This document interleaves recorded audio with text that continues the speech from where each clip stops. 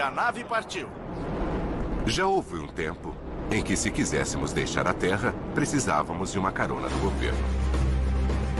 Mas isso está para mudar, graças ao sonho de um bilionário: o turismo espacial. Assim como os astronautas, os turistas vão precisar de um lugar para partir.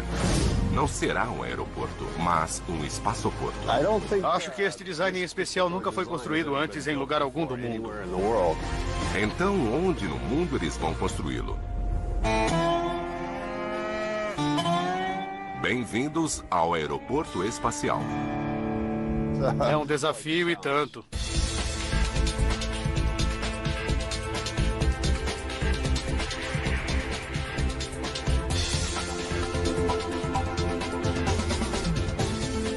Obras incríveis. Aeroporto Espacial.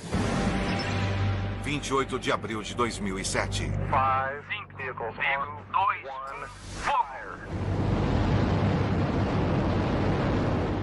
Transporte-me, Scott.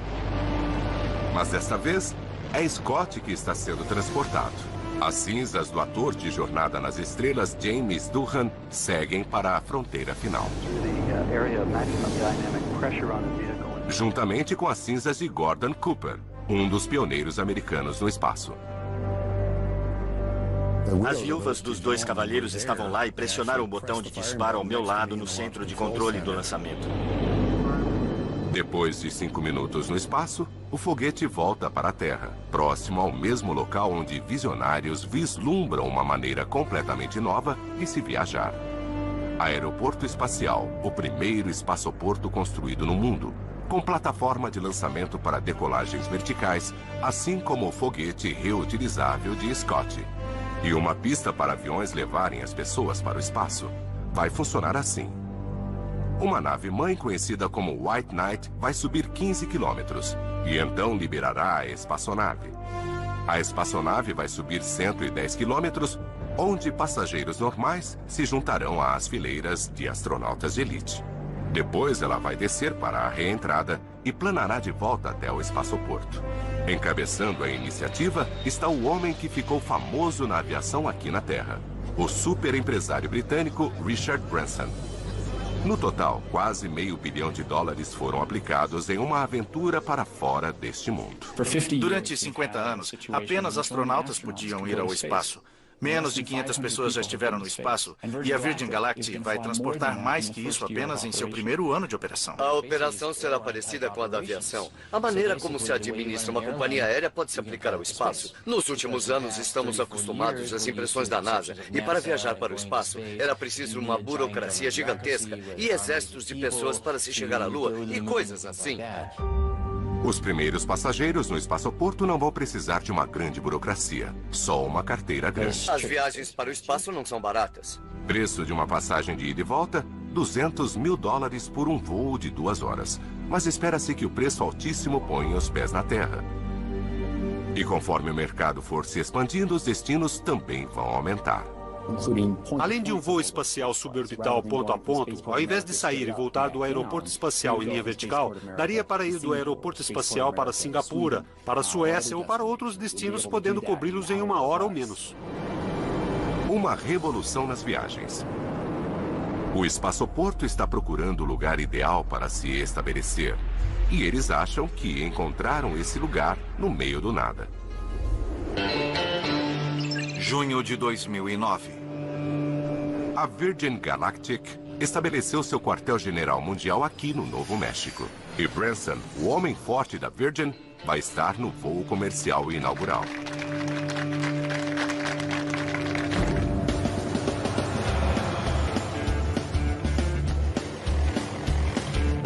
Quando o espaçoporto estiver pronto, a Virgin planeja lançar seu primeiro voo para o espaço.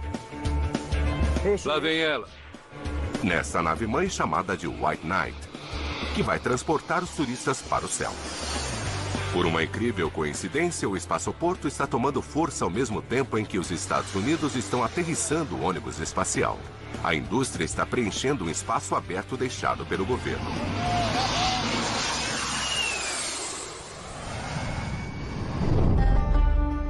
A próxima fronteira começa onde a última acaba.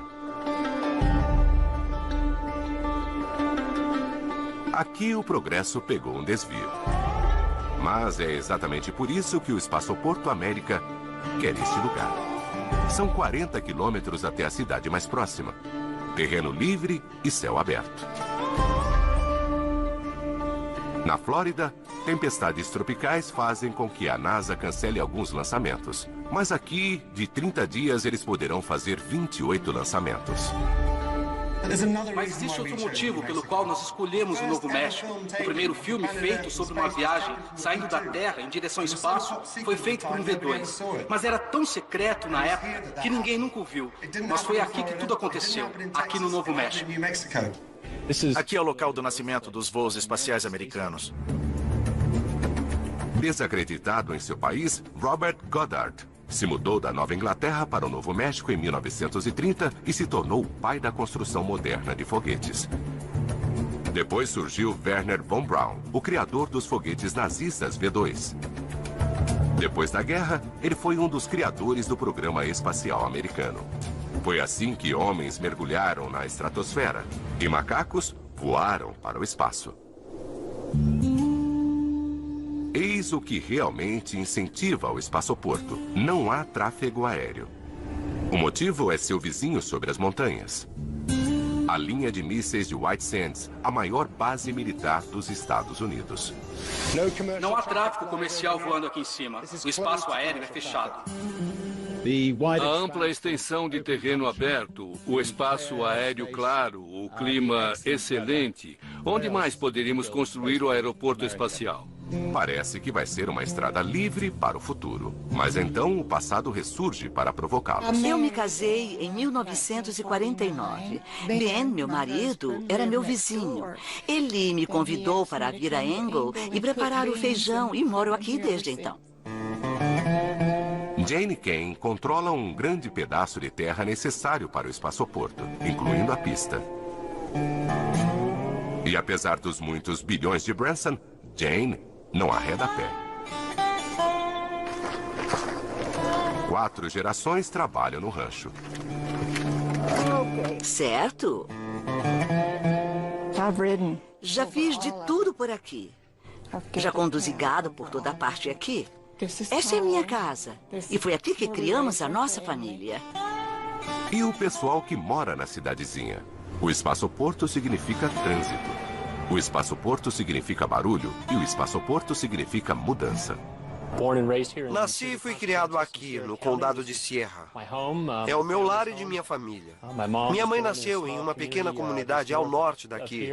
Então, a vida toda chamamos este lugar de lá. Esta é uma cidade pequena. Tudo é muito calmo. Tudo fecha por volta de 6 horas da tarde, quase todos os dias. Se o espaçoporto chegar com tudo, a cidade nunca mais será a mesma. Mas no final, a economia vence a tradição. Somos uma comunidade adormecida há muitos anos. O espaçoporto nos oferece uma oportunidade, uma nova promessa, um novo futuro para o desenvolvimento da economia e estou ansioso para ver o que vai acontecer com as crianças que estão crescendo aqui agora, que acreditam realmente que o espaço, a engenharia, a tecnologia de ponta e a matemática possa realmente fazer parte do futuro. Agora a cidade está no páreo para se tornar um dos 2 portões para o espaçoporto, ao lado desta outra cidade. População, menos de 1.200 pessoas. Isso não dá nem 2 ônibus espaciais lotados. Hatch é uma cidade agrícola, conhecida por produzir os melhores tiles do mundo. Mas, neste momento, Hatch está preocupada com trabalho. O espaçoporto pode criar mais de 2.000 empregos, mais do que toda a população de Hatch.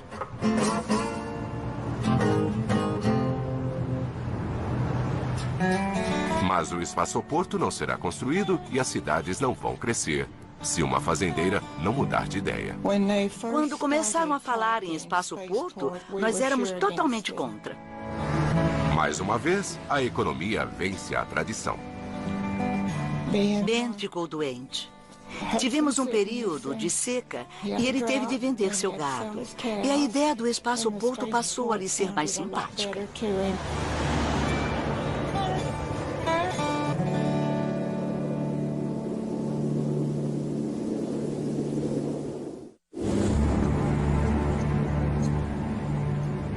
Se eles acharam que Jane era durona, esperem só. O espaçoporto ainda tem um monte de obstáculos a serem vencidos. Não é fácil fazer o que estamos fazendo aqui. E não vai ser fácil. Para começar, eles projetaram um terminal futurístico para combinar com seus sonhos sagazes. Mas ninguém tinha construído nada parecido antes. E o maior bem do espaçoporto também é sua maior desvantagem. Localização. Se isto estivesse sendo construído na cidade, seria muito mais rápido e fácil. Mas por estar tão longe, tornou-se um grande problema. Eles precisam trazer tudo o que eles precisam, inclusive eletricidade. Eles vão ter de construir sua própria subestação elétrica, com quase 10 quilômetros de cabos elétricos. E mesmo assim, às vezes, falta energia. Nem todo o serviço telefônico funciona aqui. Na verdade, eu não tenho serviço de telefonia celular. Poderemos ter 300 a 400 pessoas trabalhando aqui em um determinado momento, quando a coisa engrenar. Onde essas pessoas vão ficar? A cidade mais próxima fica a 55 quilômetros. A maior parte de nosso pessoal vem de Albuquerque e a distância é grande para cobrir todos os dias. Então eles estão ficando em hotéis na cidade, ou em trailers, ou em pequenos apartamentos. Leva 1 hora passando pelo Canyon para chegar até aqui, e depois 1 hora para voltar à noite. Então nosso dia de trabalho não termina quando saímos do trabalho. Durante a semana moramos aqui e nos fins de semana vamos para casa ver nossas famílias. Algumas pessoas ainda desconfiam do futuro que está chegando. Só para trazer o que eles precisam para despejar o concreto vai envolver 12 mil cargas de caminhão. Isso dá mais viagens que moradores. Eles estão pedindo itinerários alternativos. Dada a localização do canteiro de obras, não há muitas rotas alternativas por aqui. E para começar, as ruas não foram projetadas para a construção. O sistema viário daqui é bastante estreito porque ele é usado principalmente pelo gado e só os fazendeiros se movimentam por aqui. Vamos usar equipamento que mede 3,5 metros de largura sozinho. E algumas peças de equipamento que vamos trazer são ainda mais largas que isso. De fato, este equipamento serve para a construção de uma estrada. O espaçoporto é tão remoto que eles terão de pavimentar 20 quilômetros só para chegarem até o canteiro de obras.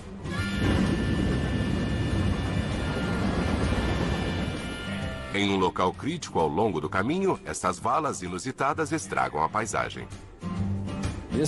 Isso se chama sucção Alaman por aqui. E ela leva embora uma quantidade significativa de água durante a chuva, na estação chuvosa.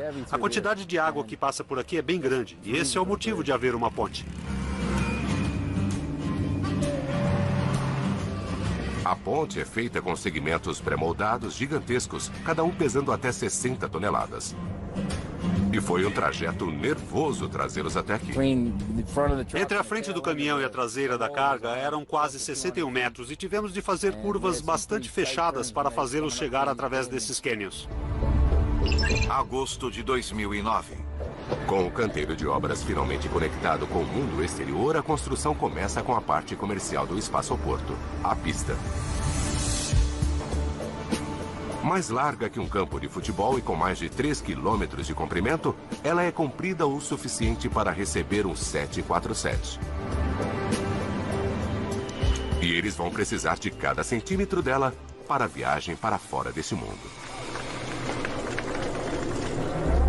Em sua volta ao aeroporto espacial, a espaçonave vai deslizar como o ônibus espacial.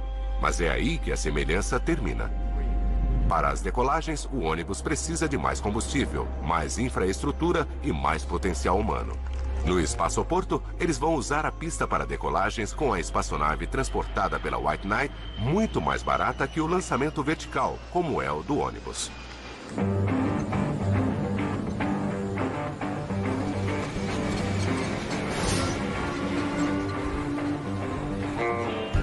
A pista é tão comprida que eles tiveram de desviar uma estrada regional. É muito espessa, então é como se fossem construir o maior bolo em camadas do mundo.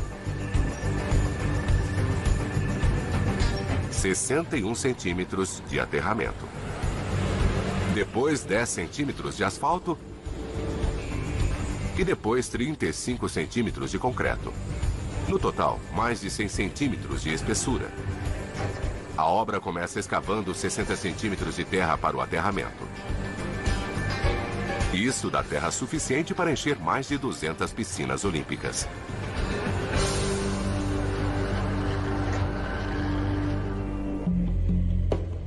Antes que uma pá encoste na terra, o passado se apresenta novamente. Mais embaixo das camadas da pista encontram-se estratos da história, e os arqueólogos precisam examinar cada centímetro. Próximo ao local das obras está o Camino Real, a estrada real da Espanha colonial. Com quase 2.000 quilômetros de extensão desde a cidade do México até Santa Fé, viajantes vagaram por essa estrada durante 300 anos, e por trás de toda essa cerca encontram-se 3 séculos de lixo histórico. Quando a gente anda pela estrada olhando para o chão, é possível encontrar pedaços de cerâmica, artefatos dos dias de antigamente. No total, 1.100 hectares precisam ser vasculhados. Isso equivale a mais de 800 campos de futebol. Por mais amplo que este local possa parecer, as opções para o layout eram poucas. Se fôssemos mais para o oeste, entraríamos em mais áreas e recursos culturais que estamos tentando evitar. Obviamente, com os cabos de força no leste, não podíamos ir para o leste. E a maioria das pistas no sul do Novo México tem orientação leste-oeste. Nossa pista está quase que diretamente norte-sul. Temos as montanhas Caballo a oeste e temos as montanhas San Andreas a leste. Graças às 2 cadeias de montanhas que nos rodeiam aqui, descobrimos que essa seria a orientação que nos permitiria tirar vantagem do vento e também era mais apropriada para o terreno. A natureza criou condições ideais para voar, mas não para construir. No inverno, os equipamentos congelam. E no verão, os homens cozinham. Tempestades com ventanias podem interromper todo o trabalho. E a chuva pode transformar o deserto em um lamaçal. E como chove aqui? Quando chove, chove muito. Esta região é famosa por suas inundações repentinas. Pode chover entre 12,5 e 25 milímetros na base das montanhas mais próximas. A água não penetra muito no chão. E em 1 hora temos entre 30 e 60 centímetros de água passando por estes córregos. Os drenos e tudo mais se enchem rapidamente por aqui. A gente pode ficar em uma situação ruim se estiver no lugar errado. Na semana passada, nós tivemos 37 milímetros de chuva. E em 30 minutos, tudo por aqui estava intransitável. Este terreno fica muito escorregadio e a gente não consegue muita tração nele. Então, 5 horas depois, tudo volta a ficar seco de novo.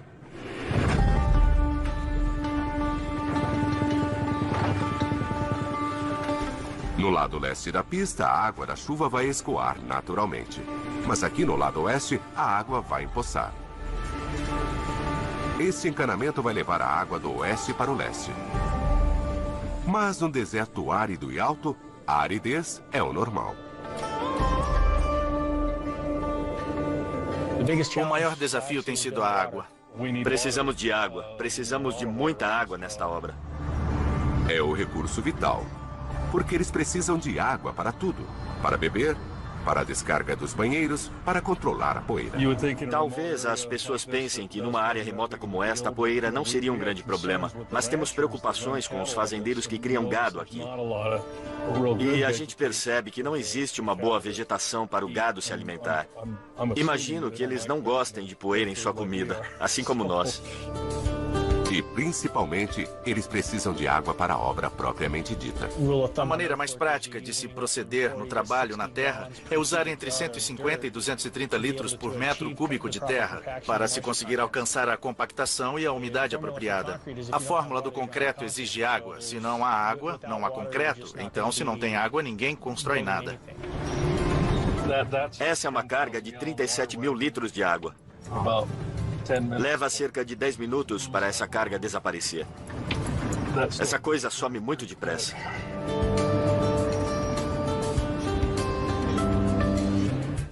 Este lago guarda água suficiente para encher 2 piscinas olímpicas. Mas as equipes vão usar tudo isso em uma semana. A água vem de um poço distante. E como tudo no oeste americano, ela vem com uma boa história. A ferrovia passa ao lado do Espaço Porto. Hoje é uma linha de carga, mas costumava ser uma linha de passageiros. Os fazendeiros costumavam colocar uma enorme bandeira branca e o trem fazia uma parada rangente para pegar um passageiro e levá-lo para Albuquerque. E a ferrovia usava a água de um poço local para abastecer seus trens. E então ele foi tapado e mais ou menos esquecido por todos. Menos por alguns fazendeiros, que falavam sobre esse poço incrivelmente fértil em uma área onde a água era muito escassa. O Espaço Porto América ouviu falar desse poço da ferrovia e procurou seu dono. Eles destaparam o poço, fizeram um teste de bombeamento e conseguiram quase 1.900 litros de água de excelente qualidade por minuto. Na verdade, é o único poço que conseguimos com fornecimento suficiente de água por hora. Além de ser um produto eficaz, a água também tem qualidade excelente. Muito da água encontrada na região é altamente salobra, contém sal, o que obviamente não é bom para uma construção de concreto. Nós acabaríamos fazendo uma pista de concreto que se desintegraria com o tempo. Achar esse poço já foi um desafio por si só. O próximo desafio era como conseguir chegar até ele, se usaríamos caminhões ou se instalaríamos um sistema de tubulação. Fazer caminhões rodarem indo e vindo criaria um pesadelo no trânsito, além do risco de destruírem a estrada recém-construída. Então eles fizeram um encanamento de água de 10 quilômetros e a estocaram em 3 lagos. Se a bomba quebrar, o lago vai supri-los durante os reparos. Eles poderão viver com menos água depois que o Espaço Porto estiver pronto. Neste momento estamos realizando um teste, então essa água que está saindo está vindo de um poço em teste que estamos usando e monitorando para ver que tipo de prejuízo estamos provocando aos moradores locais, para saber se não estamos interferindo no consumo de água deles. Não queremos deixá-los a seco se descobrirmos que este poço não vai ser capaz de abastecer o projeto.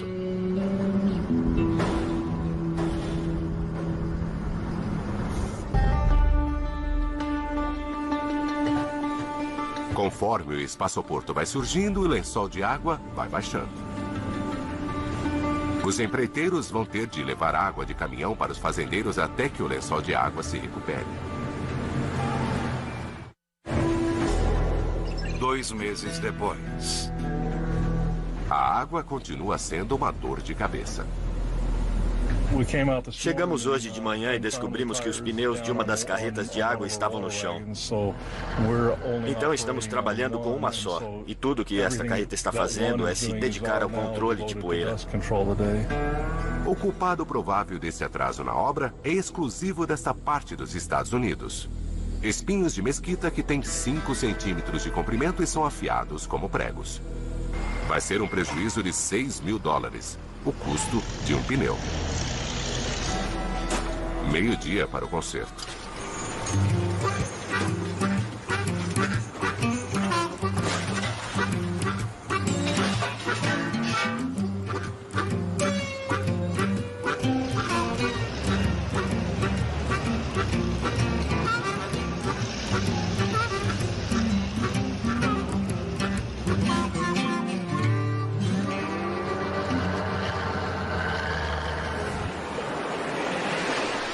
Com o aumento do vento, eles usam ainda mais água.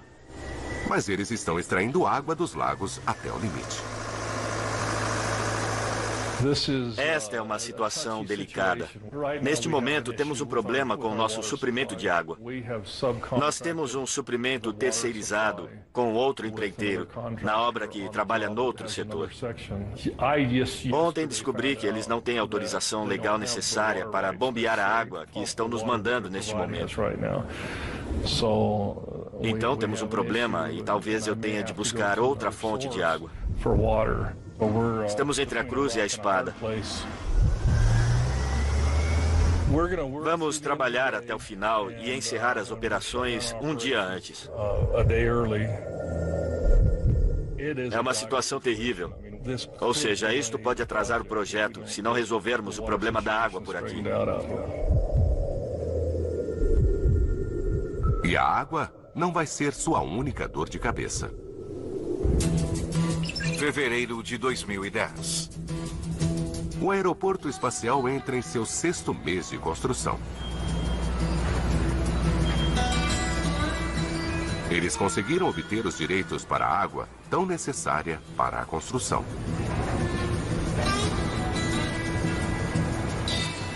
Na pista, as equipes construíram o aterro e começaram a despejar a próxima camada, 10 centímetros de asfalto. Depois do asfalto, vem a última camada, o concreto. E que fim levou toda a terra que eles retiraram? Ela está sendo bem usada, montando a fundação para a parte humana do espaçoporto. A construção do hangar que vai abrigar os funcionários, passageiros e aeronaves. A terra é misturada à areia para formar o aterramento firme para o hangar. Em um terreno plano, até mesmo um edifício de 3 andares se destaca na paisagem. Em relação ao novo prédio, alguns vizinhos reclamaram da vista. 11 tribos indígenas mantêm laços com a terra, e eles se preocupam que uma vista que tem séculos de idade seja arruinada. Os arquitetos trouxeram uma solução engenhosa, a harmonização. Agora, a gente vê o prédio. Agora, não vê mais. Mesmo do lado mais exposto, o perfil do telhado ondula como as montanhas, para depois se misturar a elas. Abril de 2010.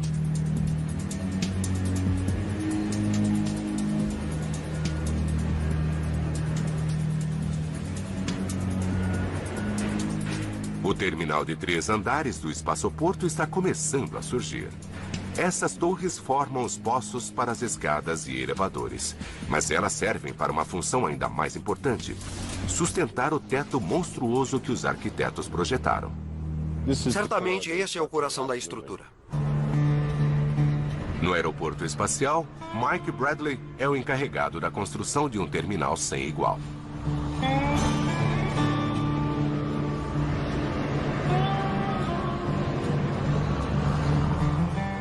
As torres do gigantesco hangar do espaçoporto surgem passo a passo.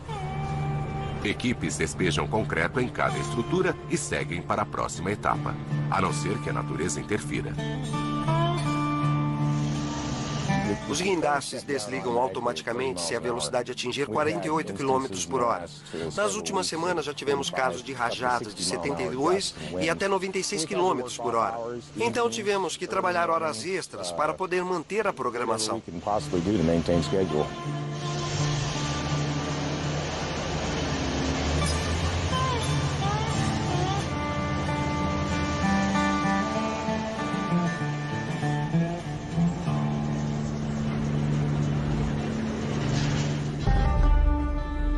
Enquanto isso, outras estruturas progridem. Uma fábrica para tratar água suja. E um enorme tanque para estocar água. Finalmente alimentado por sua própria fonte. Temos um campo inteiro de poços que está sendo criado para o aeroporto espacial. E esses poços vão abastecer o prédio do terminal com água doméstica diretamente. Em parte, a água será para uso nos encanamentos e, em parte, usada para segurança, onde há combustível a risco de incêndio. E 5 milhões de litros estarão preparados.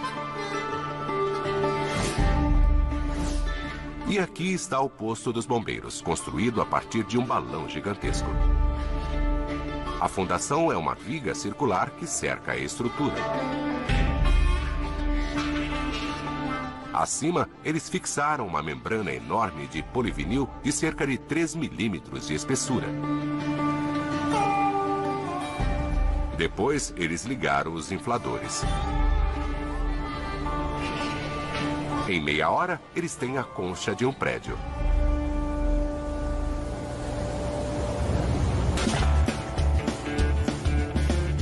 Para tornar a concha rígida, espuma de poliuretano é lançada em jatos em direção da membrana. Depois, barras de reforço são fixadas para formar a fundação para o concreto, assim como foi feito na pista. Mas não se vê concreto ser aplicado dessa maneira todos os dias. Eles estão lançando jatos de concreto. Esse é um método que economiza dinheiro e tempo, conhecido como shotcreting. Apenas um punhado de empresas no mundo fazem prédios assim. Então esse deve ser o primeiro posto de bombeiros inflado do mundo. Em um projeto como este, não dá para ir jogando concreto de cima para baixo. É um processo lento, onde precisamos começar a construir meio centímetro de cada vez. Nesse momento temos uma base de cerca de 18 centímetros de altura e uma camada de shotcreting de cerca de 3 centímetros a partir do centro da concha. Depois desse processo, construiremos até atingir a profundidade completa. Camada a camada, a concha vai ganhando resistência. Quando atingirmos a profundidade necessária, juntamente com as aberturas, faremos os recortes e, nesse ponto, o prédio vai assumir sua verdadeira forma e aparência esperada. Como esta amostra.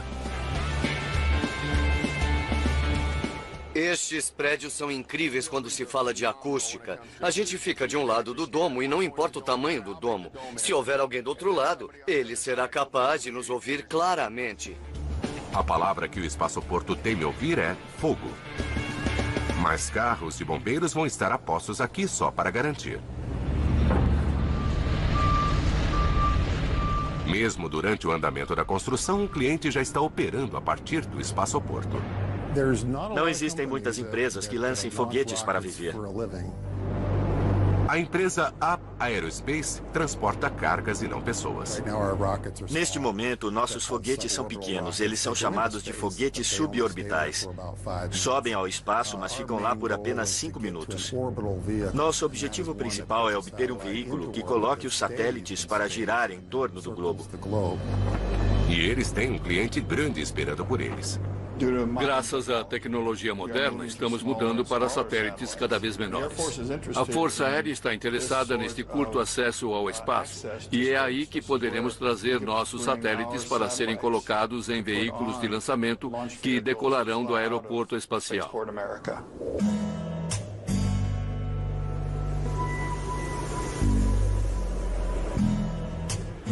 Depois de 2 meses, o terminal está ganhando forma.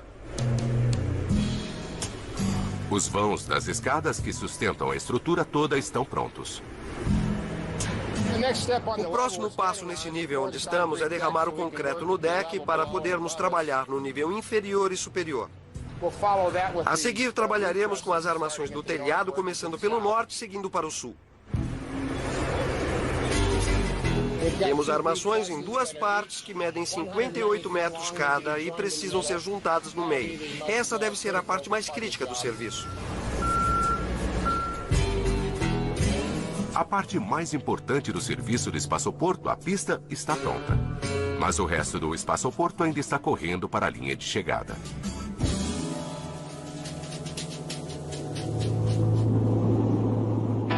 Agosto de 2010.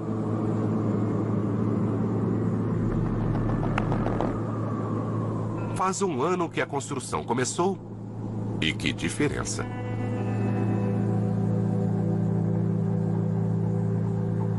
Mas algumas coisas nunca mudam.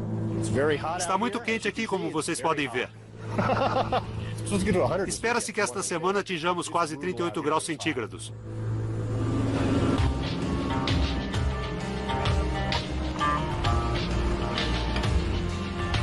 No posto de bombeiros, eles estão fazendo os recortes para os caminhões. Como o hangar, este prédio se destaca sobre o terreno. Do centro da concha até o topo do ponto mais alto do domo, são cerca de 10 metros. Mas como o hangar, ele vai se harmonizar. No terminal, um homem é o responsável por uma tarefa pesada, a linha do telhado. Provavelmente este seja o projeto mais complicado em que trabalhei e o mais incrível. Acho que este design em especial nunca foi construído antes em lugar algum do mundo. Então, é um desafio e tanto. Esta é uma maquete do telhado superior do Espaço-Porto. Temos acabamento em aço inoxidável que vai cobrir toda a borda do prédio. É parecido com uma torta enorme, por assim dizer. E ele vai circundar o raio inteiro. Então, cada parte é lapidada no ângulo do raio. E os dois lados são como imagens de espelho, uma da outra. É muito complicado porque o telhado sobe e desce. E este metal, como se sabe, não é muito maleável. Então, essas peças são feitas para se encaixar nas curvas. Todas elas vêm numeradas. E vai ser como montar um quebra-cabeças para instalá-las. Uma confusão de peças de quebra-cabeça pré-fabricadas vai compor o teto inteiro. Algumas partes têm menos de 3 milímetros de espaço para colocação. Então Mark precisa garantir que elas se encaixem. E esta aqui não se encaixou. Ela deve ficar menor conforme se dirige ao prédio. Esta é a parte exterior do prédio.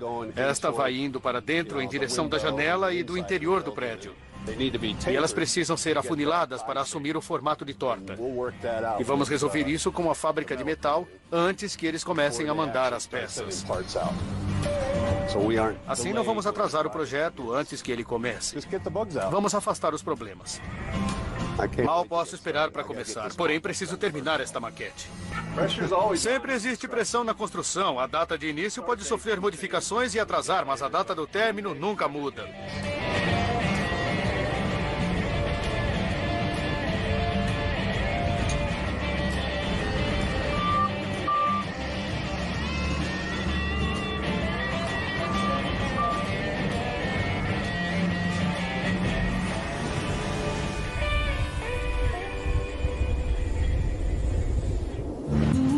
Quanto mais enchimento puserem no hangar, mais ele ficará harmonizado.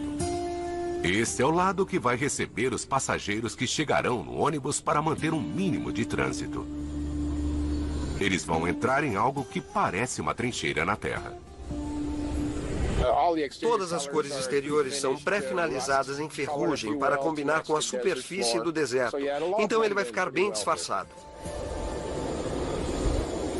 Manter-se discreto vai respeitar os desejos dos vizinhos. Mas escondida nessa forma agradável aos olhos está uma função prática. Embaixo dos montes de terra serão instalados tubos de concreto que ajudarão a manter o calor, o frescor no prédio de maneira inteiramente natural. Os tubos ficarão enterrados em solo com temperatura constante. Assim, quando o ar fluir para dentro do prédio, ele será refrescado no verão e aquecido no inverno. Mais uma maneira de fazer o espaço-porto não ser um peso sobre a terra. Estamos na elevação oeste do terceiro andar, que é a entrada principal do prédio. Temos aquecedores portáteis para podermos continuar a trabalhar durante todo o inverno.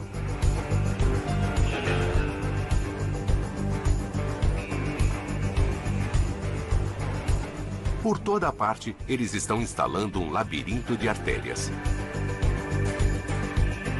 Temos vários tipos de sistemas de sprinkler. Provavelmente seja um dos sistemas de AVAC mais complexos que já vi. Temos de instalar encanamento de aquecimento radiante porque não há sistema de aquecimento de ar forçado aqui. É tudo irradiado por baixo. Atrás de mim podem ver os vidros e as vidraças que serão instaladas. Os trilhos das portas estão instalados e as portas serão colocadas na semana que vem. Nesses trilhos correrão as enormes portas do hangar. A face da armação da porta vai ser coberta por uma camada de metal de 6 milímetros. E de novo vai ser no tom marrom para combinar com o chão do deserto. E eles estão terminando a sala que terá à vista.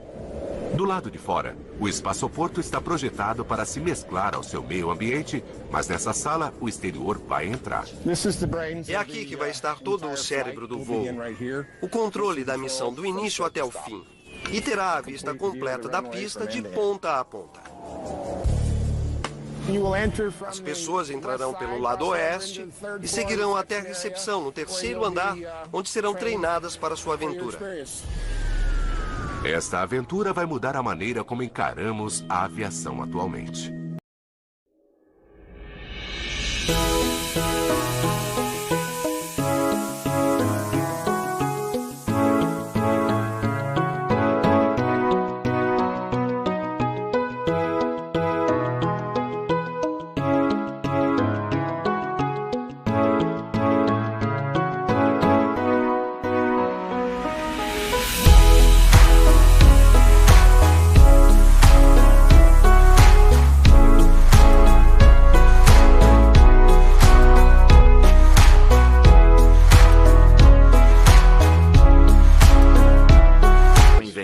começou a voar, as pessoas acharam que aquilo era uma loucura. Que benefícios traria?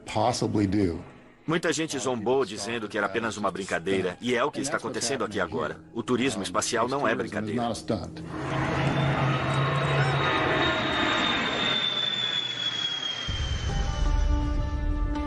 Março de 2011. O espaçoporto entra na reta final. O hangar agora brilha com sua fachada de vidro feita especialmente na Alemanha. Uma das melhores vistas que podemos encontrar em qualquer pista. Mark resolveu todos os probleminhas do componente mais complexo, o arremate do telhado. Agora eles podem começar a instalar as peças do quebra-cabeça. Tudo começa por ali, exatamente no centro do prédio. E como este prédio é simétrico, os dois lados são exatamente iguais.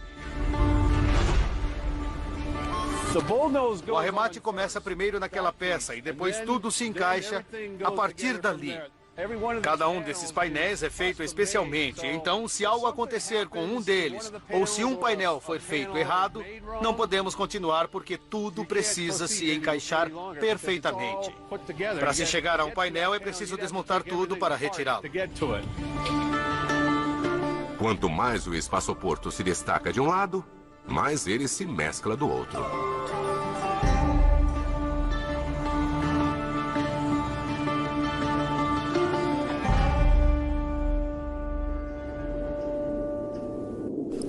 Quando viemos para cá, começamos a ver o projeto que tínhamos para construir este espaço-porto. Foi legal, mas estávamos no meio de uma planície sem nada, além de lebres e arbustos de mesquita. E a princípio pensamos, espaço-porto, bom, é como uma torta no espaço. Agora que estou vendo que a coisa está ficando pronta, fico mais animado com o que está acontecendo aqui. É difícil não criar um laço afetivo com o que estamos construindo. Vai ser meio triste ir embora daqui. Estou torcendo para conseguir voltar daqui a uns anos para mostrar a meus filhos o que fizemos.